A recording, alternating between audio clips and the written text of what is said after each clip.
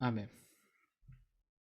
Hoy día el tema que quiero compartir con ustedes se llama el buen pastor, que está ahí en Juan, capítulo 10, versículos del 11 al 21, como ya lo hemos leído.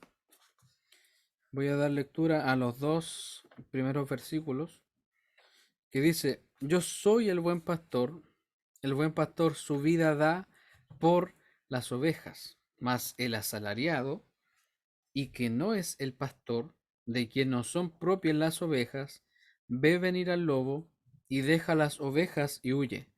Y el lobo arrebata las ovejas y las dispersa. ¿Le presto mi Biblia? ¿Sí? Ah, ya. Ya como introducción, seguramente la idea de pastores y ovejas nos es conocida cuando leemos la Biblia. Durante toda la palabra del Señor vemos siempre pastores, ovejas. Moisés era pastor de ovejas, los patriarcas eran pastores de ovejas. Y eso no es raro porque el judaísmo de la época bíblica trabajaban en eso, era una de sus principales ocupaciones. Y Jesús inicia este breve discurso diciendo algo muy importante. Dice: Yo soy el buen pastor. Y aquí esa palabra buen en el griego significa kalos, que básicamente lo que quiere decir esa palabra es hermoso. En este caso indica excelente. Este pastor corresponde al ideal de pastor, tanto en carácter como en su obra o trabajo.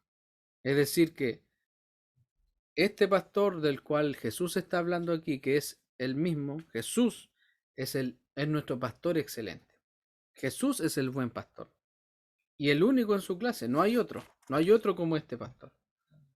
Con solo esta frase Jesús está diciéndonos: también hay pastores malos, porque aquí no dice como el Salmo 23, que el Señor es mi pastor, sino que aquí dice: yo soy el buen pastor, haciendo referencia a que también hay pastores malos.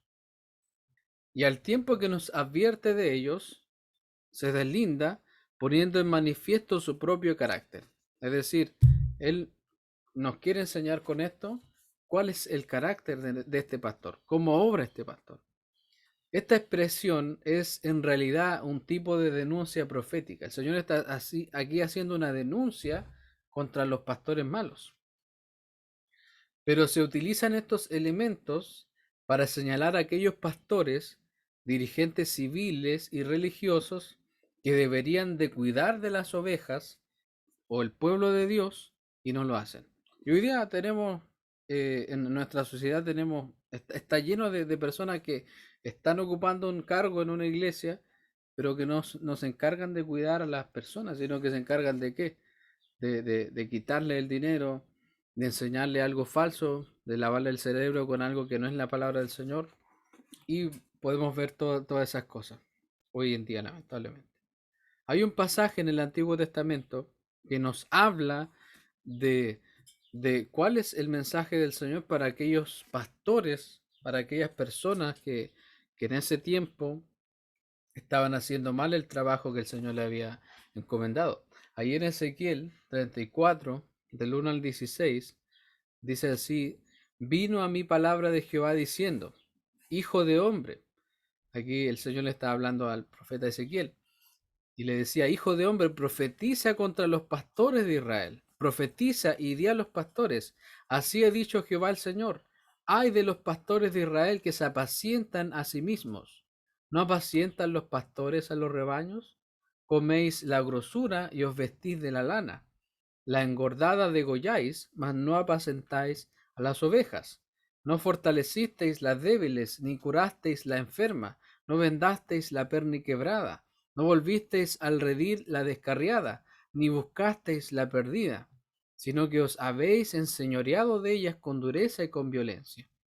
Ya andan errantes por falta de pastor, y son presa de todas las fieras del campo y se han dispersado. Anduvieron perdidas mis ovejas por todos los montes y en todo collado alto, y en toda la faz de la tierra fueron esparcidas mis ovejas, y no hubo quien las buscase ni quien preguntase por ellas. Por tanto, pastores, oíd palabra de Jehová. Vivo yo, ha dicho Jehová el Señor, que por cuanto mi rebaño fue para ser robado y mis ovejas fueron para presa de todas las fieras del campo sin pastor, ni mis pastores buscaron mis ovejas, sino que los pastores se apacentaron a sí mismos y no apacentaron mis ovejas. Por tanto, oh pastores, oíd palabra de Jehová. Así ha dicho Jehová el Señor. He aquí yo estoy contra los pastores y demandaré mis ovejas de su mano y les haré dejar de apacentar las ovejas, ni los pastores se apacentarán más a sí mismos, pues yo libraré mis ovejas de sus bocas, y no les será más por comida, porque así ha dicho Jehová el Señor. He aquí yo mismo iré a buscar mis ovejas y las reconoceré. Tome atención a eso. Esto es lo que el Señor estaba diciendo a esos pastores malos que no estaban haciendo el trabajo que el Señor les había encomendado. Entonces el Señor dice, basta ya de estos pastores falsos. Y él dice, yo mismo iré a buscar mis ovejas y las reconoceré. Y aquí dice, como reconoce su rebaño el pastor el día que está en medio de sus ovejas esparcidas, así reconoceré mis ovejas y las libraré de todos los lugares que fueron esparcidas, el día del nublado y de la oscuridad. Y yo las sacaré de los pueblos y las juntaré de las tierras, las traeré a su propia tierra y las apacentaré en los montes de Israel por las riberas y en todos los lugares habitados del país. En buenos pastos las apacentaré y en los altos montes de Israel estará su aprisco. Allí dormirán en buen redil y en pastos suculentos serán apacentadas sobre los montes de Israel. Yo apacentaré mis ovejas y yo les daré aprisco, dijo Jehová el Señor. Yo buscaré la perdida y haré volver al redil la descarriada. Vendaré la perniquebrada y fortaleceré la débil, mas a la engordada y a la fuerte destruiré, las apacentaré con justicia. Esto es lo que el Señor estaba haciendo, estaba profetizando lo que iba a hacer, básicamente estaba anunciando lo que iba a hacer Dios mediante lo que iba a hacer Jesús por nosotros. Este mensaje que acabamos de leer lo podemos resumir de la siguiente manera. Primero, los pastores, en lugar de cuidar a las ovejas, se sirvieron de ellas. Segundo, Dios hará que los pastores rindan cuentas por lo que dejaron de hacer. Y tres, Dios mismo es quien buscará y cuidará de sus ovejas hasta traerlas a un espacio de bendición. Es lo más importante al final de lo que acabamos de leer. El Señor mismo se iba a hacer cargo de sus ovejas, luego del fracaso de estos pastores que no cuidaron al rebaño.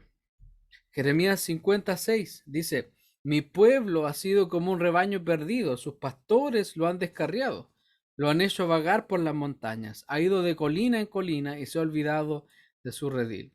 Ante la falta de capacidad de los pastores para poder cumplir con la tarea asignada, es el Señor quien habrá de tomar la iniciativa para poder enviar un buen pastor que cuide de sus ovejas y las lleve al lugar seguro. Jeremías 3:15 dice, les daré pastores que cumplan mi voluntad para que los guíen con sabiduría y entendimiento. Este es el trasfondo de las palabras y acciones de Jesús a favor de su pueblo. En el cumplimiento de los tiempos, es decir, cuando Cristo vino a nacer en ese pesebre, es Dios quien estaba proveyendo la salvación para su pueblo. Cuando el Señor vino, cuando el Señor llegó ahí en el año cero, el Señor envió desde el cielo a este buen pastor para salvar nuestras vidas. Pero aquí lo completamente novedoso es la forma en cómo Dios da la salvación para estas ovejas. Y el texto nos dice que el buen pastor su vida da por las ovejas. Y el primer punto es, Cristo dio su vida por las ovejas. Este medio de salvación es el que se hace completamente nuevo en la forma de cómo Dios provee salvación. Durante la época de los jueces, Dios había enviado a otros agentes de salvación para su pueblo.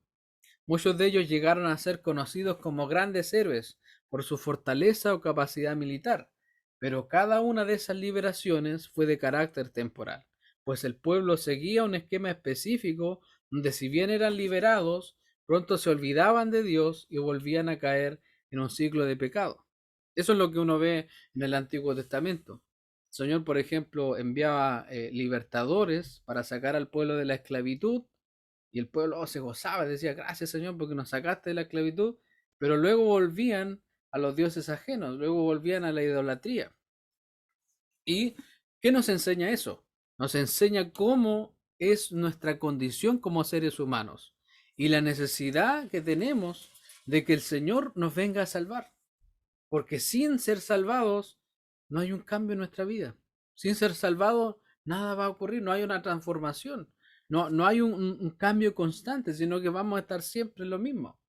Pues en tanto no es Jesús que nos salve en plenitud, podemos seguir en ese ciclo de pecado, dando vueltas siempre en lo mismo y decir, ¿por qué no puedo salir? Porque el Señor aún no nos ha libertado, el Señor aún no nos ha salvado. Entonces, lejos del Señor, podemos estar en paz por periodos breves.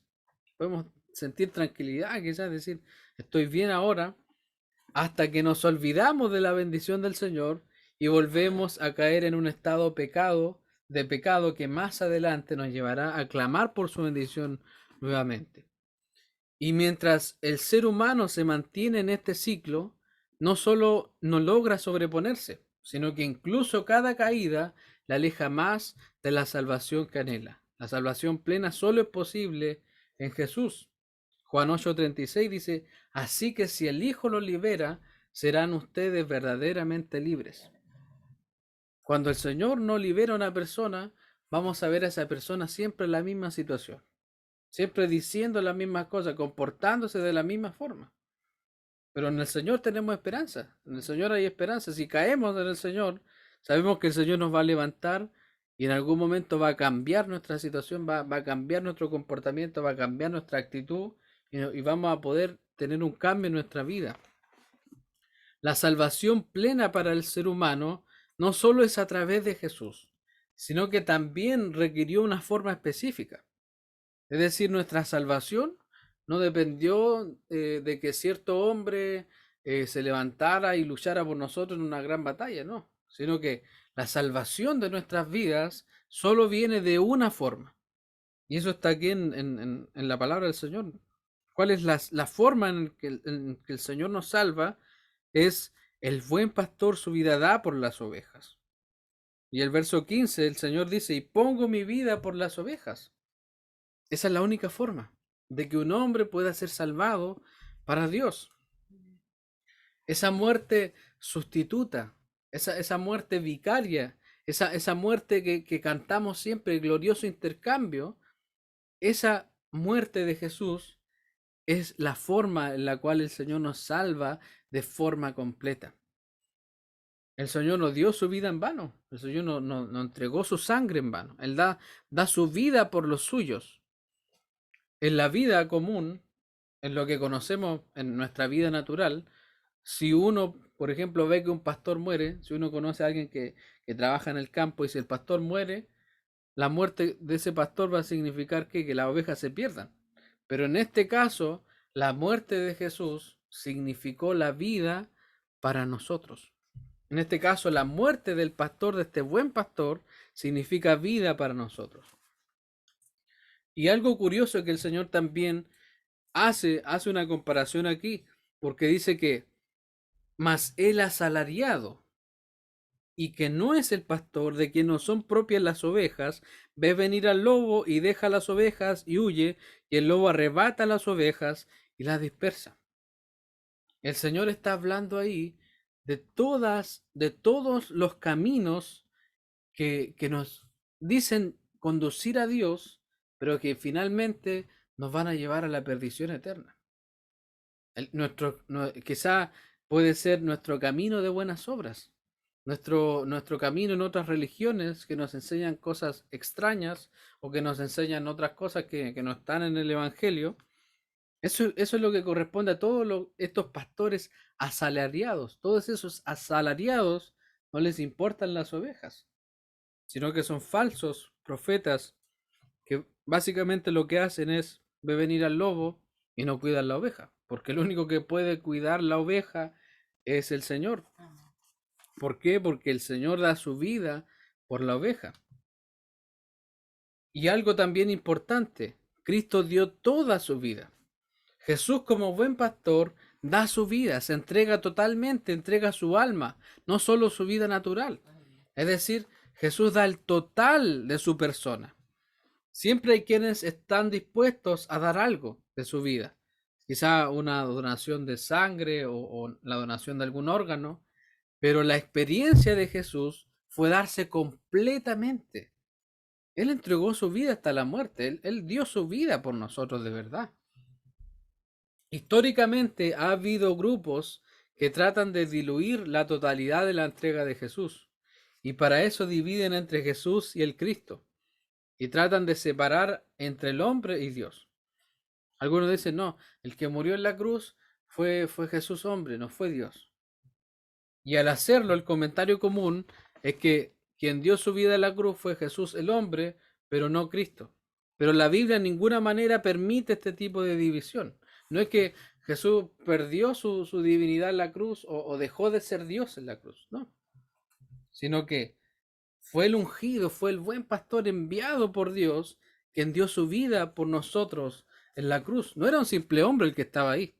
Porque si era un simple hombre, entonces el sacrificio de Cristo no tiene sentido. Pero era Jesús el Cristo. No solamente era ese carpintero de Nazaret que murió ahí, sino que el Hijo de Dios fue quien dio su vida por nosotros en la cruz. Mateo 20:28 dice que así como el Hijo del Hombre no vino para que le sirvan, sino para servir y para dar su vida en rescate por muchos. El Hijo del Hombre no es cualquier persona, sino que era al que todos estaban esperando, al que iba a libertar al pueblo de Israel, al que iba a libertar al pueblo de sus pecados. El buen pastor da su vida en bien de las ovejas. Esta es la única forma en que puede beneficiar a las ovejas, salvándolas de la destrucción eterna e impartiéndoles vida eterna. Es muriendo en el lugar de ellas. Esa es la única forma. Esa fue la única forma de que el buen pastor podía salvarnos, podía cuidarnos. Y es por las ovejas y solo por las ovejas que el buen pastor da su vida. El designio de la expiación estaba claramente limitado. Jesús muere por aquellos que el Padre le había dado, por los hijos de Dios, por los elegidos.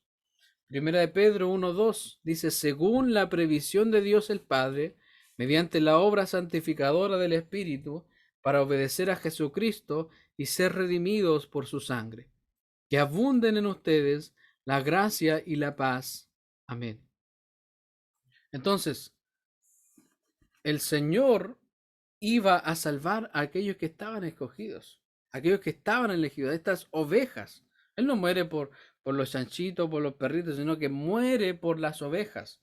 Romanos 8:29-30 dice, porque a los que Dios conoció de antemano, es decir, a sus hijos, también los predestinó a ser transformados según la imagen de su Hijo, para que Él sea el primogénito entre muchos hermanos. A los que predestinó, también los llamó. A los que llamó, también los justificó. Y a los que justificó, también los glorificó. Es decir, todas aquellas ovejas que son parte del pueblo de Dios, son personas que el Señor conoció de antemano. No es que la hermana María iba por la calle y de repente al Señor se le ocurrió, oh, voy a salvar a María. Se me ocurrió salvar a María. O se me ocurrió salvar a Claudia, no. Sino que el Señor ya nos conocía de antemano, antes de que todo fuera creado. Cuando el Señor estaba ahí, cuando el Dios, cuando el Padre, el Hijo y el Espíritu Santo estaban ahí, sin nada más, cuando solamente estaban ellos, el Señor ya nos conocía. En la eternidad pasada, Él ya nos conocía. Es por sus ovejas que ha venido el buen pastor, para que creyendo en Él recibamos vida eterna. Sin embargo, el amor de Dios es ancho como el océano. En todas partes se encuentran las ovejas. No están confinadas en un redil. Es por ello que no podemos confundir el reino de Dios con una iglesia en específica o con un letrero. No podemos decir, no, solamente lo de la iglesia reformada Puerta de Vida son los que se salvan, no. Sino que en todas las congregaciones hay creyentes. En todas las congregaciones donde se alaba y se bendice el nombre del Señor, hay hijos de Dios. Aunque muchas veces tengan diferencias con nosotros, quizás alguna doctrina equivocada, pero en todas las congregaciones hay verdaderos hijos de Dios. Y como se dice, arriba no hay letreros. La Confesión de Fe de Westminster dice, la Iglesia Universal, que es invisible, se compone de todo el número de los elegidos que han sido, son o serán reunidos en uno bajo Cristo, la cabeza de ella. Y es la esposa, el cuerpo, la plenitud de aquel que llena todo en todo. Es decir, la Iglesia de Cristo es universal.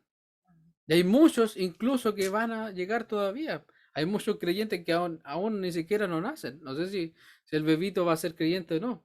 Quizás lo va a ser, no lo sé. Pero hay muchos creyentes que todavía no nacen y que van a ser parte del redil.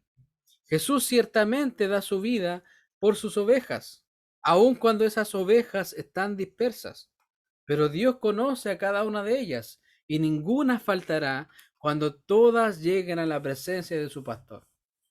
Es decir, el Señor sabe quiénes aún están perdidas, pero el Señor mismo las va a ir a buscar. ¿Por medio de qué? Por medio de su iglesia, porque nosotros hacemos la labor del buen pastor. El Señor es que nos llena a nosotros para ir donde esas ovejas que están solas ahí, como decía el texto, la perniquebrada, aquella que está sola, aquella que está sufriendo. Otro punto importante, el pastor voluntariamente da su vida. No se trata de un acto del destino donde Jesús pierde la vida. No se trata de una imposición donde Él tiene que ser sacrificado. Muchas veces se cree que el Padre andaba buscando en el cielo a alguien que fuera capaz de venir a la tierra a morir eh, por nosotros. Pero no es así. No es que el Padre andaba diciendo, ¿quién podría ir a dar su vida por mi pueblo? Por favor, que levante la mano. No. Sino que desde antes también de la fundación del mundo, ya todos estaban de acuerdo. El Padre y el Hijo y el Espíritu Santo ya estaban de acuerdo ya que el plan eterno era que Jesús iba a venir. Y Jesús no vino a decir, oh ya, bueno Señor, ya voy a ir.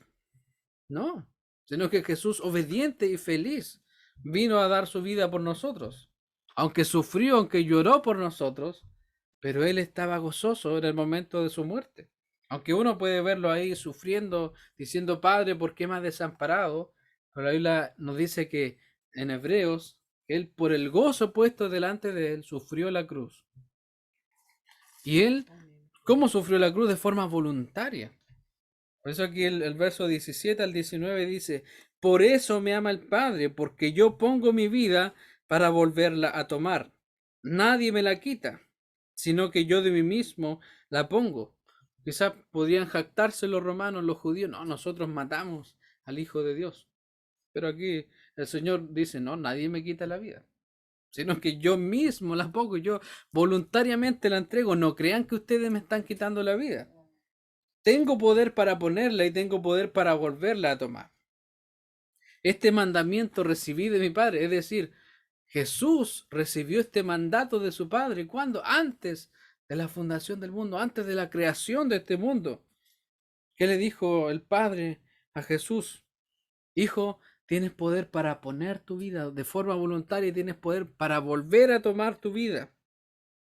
Eso fue lo que el Señor le dijo, lo que Dios le dijo a su Hijo antes de la creación. Aquí tenemos conjugados dos grandes amores que juntos forman la esencia de todas las relaciones entre Dios y el hombre y del hombre con sus semejantes. La razón para poner la vida a favor de otros solo puede proceder del amor por los seres humanos urgidos de ser reconciliados con Dios. Pero al mismo tiempo le antecede un amor aún más grande y primario. Se trata del amor a Dios. En las palabras de Jesús quedaron plasmadas la siguiente frase ahí en Mateo 22 del 37 al 34 donde dice, ama al Señor tu Dios con todo tu corazón, con todo tu ser y con toda tu mente. Le respondió Jesús, este es el primero y el más importante de los mandamientos. El segundo se parece a este, ama a tu prójimo como a ti mismo. De estos dos mandamientos dependen toda la ley y los profetas. Jesús, en su amor al Padre, busca cómo agradarle y por amor a Él da su vida. Y como consecuencia de ese amor de Jesús, nosotros somos beneficiarios de su amor por el Padre. Ahí está la esperanza para nosotros y lo que le motiva a dar su vida en rescate por muchos, para que en este acto supremo de donación de vida, todas sus ovejas puedan ser beneficiarias al recibir vida plena. ¿Se dan cuenta que el Señor cumplió la ley de forma perfecta, lo que hemos estado enseñando acerca de Romanos? Jesús amaba al Padre y él amaba al Padre con todo su corazón, con todo su ser. Y por eso él pudo venir a morir por nosotros. Por eso él pudo venir a dar su vida por su prójimo, por nosotros, por sus ovejas. Y el último punto que quiero compartir es que las ovejas conocen a su pastor. El verso 14 dice, yo soy el buen pastor y conozco mis ovejas y las mías me conocen. No es posible relación alguna sin conocimiento de las partes. Es imposible yo decir, no, yo tengo una relación con mi esposa si no conozco a mi esposa. Es imposible, no tiene sentido. Asimismo es cuando uno dice conocer a Dios. Si yo no conozco a Dios, entonces no tengo una relación con Dios. En el Nuevo Testamento, conocer indica una relación entre la persona que conoce y el objeto conocido. A este respecto, lo que es conocido es de valor e importancia para aquel que conoce. Y de ahí el establecimiento de la relación. Cuando nosotros usamos el término conocer en nuestra vida común, uno generalmente dice, oye, ¿tú conoces a tal persona? Sí, sí lo conozco. Pero aquí cuando la palabra del Señor habla de conocer, habla de algo profundo. Amén. Habla de un conocimiento profundo que ni siquiera se puede explicar con palabras. Por eso que dice la palabra que Él nos conoció antes de la fundación del mundo. Eso es que Él tuvo una relación íntima con nosotros antes de la fundación del mundo. Él nos conoció profundamente. En este sentido, el conocimiento se da en ambas direcciones. El buen pastor conoce a sus ovejas, nos conoce a nosotros, pero también nosotros, sus ovejas, somos capaces de conocerle a Él, de distinguir su voz, de distinguir cuando Él está hablando o cuando nosotros estamos hablando o cuando el diablo está hablando o cuando un falso profeta está hablando. Este tipo de conocimiento se aplica también para hablar del conocimiento de Dios. Acompáñenme por favor a 1 Corintios, por favor. 1 Corintios 8:3.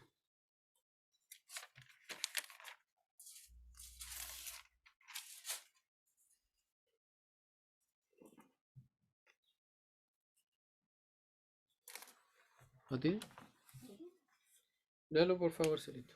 Pero si alguno ama a Dios, es conocido por él. Si usted ama a Dios, es porque Dios lo conoce a usted. No hay forma, nadie le puede decir, no, yo amo a Dios. Si alguien dice eso, es porque Él conoce a Dios. Es porque Dios lo conoce a Él. Pero lamentablemente hay algunos que, como dicen, ni Santa Isabel lo conoce. Pero si somos conocidos por Dios, entonces podemos amar a Dios. Si no, no hay otra forma de amar a Dios si no somos conocidos por Dios. Si Dios no nos ha conocido, si este pastor no nos ha conocido, entonces no podemos amar a Dios. No podemos. No hay que perder de vista de que este conocimiento, de cuando hablamos de conocer, no es algo intelectual. No es algo que, yo sé toda la Biblia de tapata. No. No tiene que ver con cuánto sabemos de Dios, sino que cuánto nos hemos relacionado con Dios. De eso se trata conocer a Dios, relacionarnos con Dios, estar con Dios, pasar tiempo con Dios.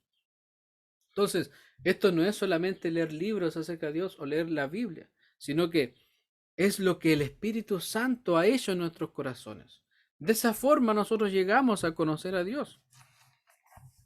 Esto nos permite conocer que solo Cristo es el buen pastor que Dios envió para guiar a su pueblo. Y si no estamos confiando en Él, entonces estamos confiando en algo más. Recordemos lo que leímos al inicio ahí en Ezequiel.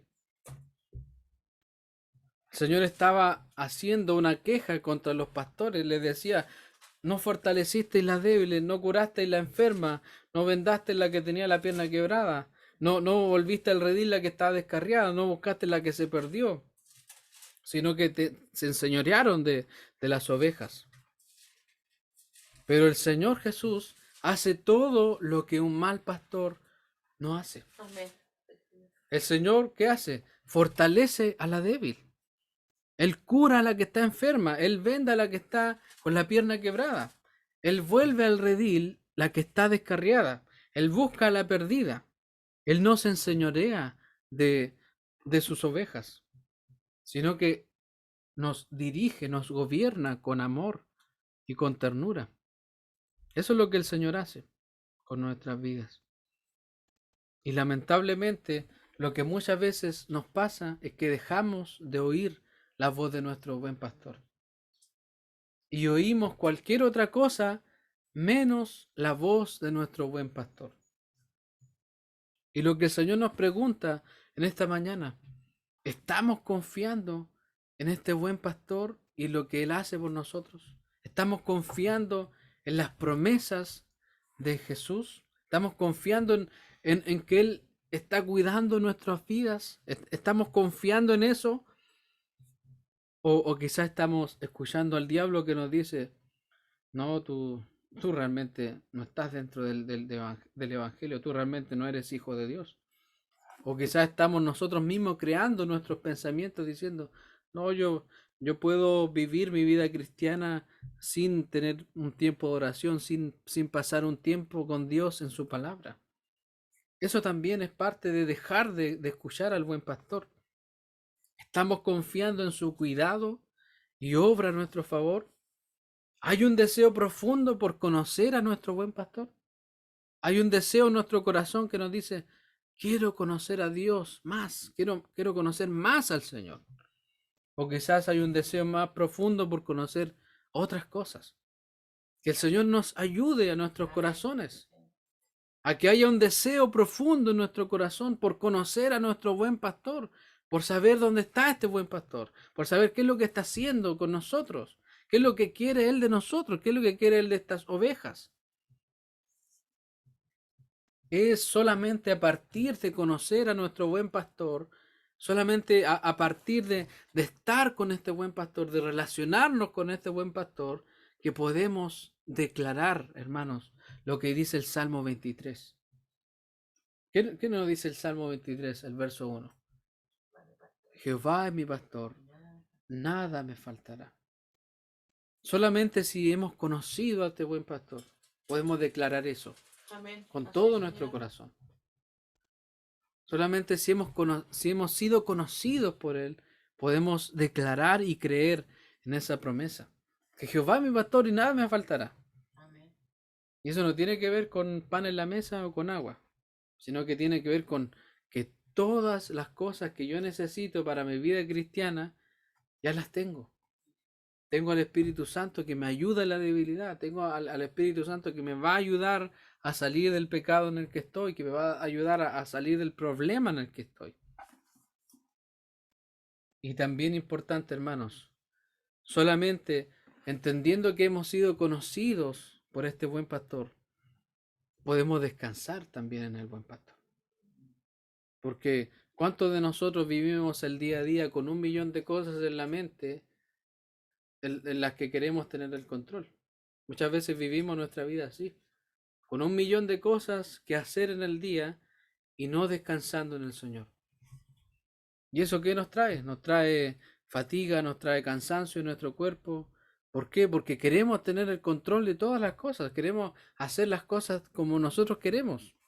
Pero el Señor nos manda hoy día a descansar una vez más en el Señor, una vez más descansar en el buen pastor. No puedo cambiar yo lo que está en mi corazón, no puedo yo cambiar. Hermano, tú no puedes cambiar. Solamente el Señor puede cambiar nuestras malas actitudes. Solamente el Señor puede cambiar nuestras malas palabras. Ese pecado que quizás dice, oh Señor, de nuevo dije esto. Oh Señor, de nuevo caí en esto. Solo el Señor puede cambiar eso. El buen pastor, ¿qué es lo que hace? Él cura a la perna quebrada. Quizás tenemos una pierna quebrada. Quizás tenemos algo quebrado en nuestra vida, pero el Señor lo puede curar. Salmo 79:13, y con esto ya termino, dice, nosotros, pueblo tuyo, y ovejas de tu prado, te alabaremos para siempre, de generación en generación, cantaremos tus alabanzas. Eso es lo que el Señor hoy día nos habla.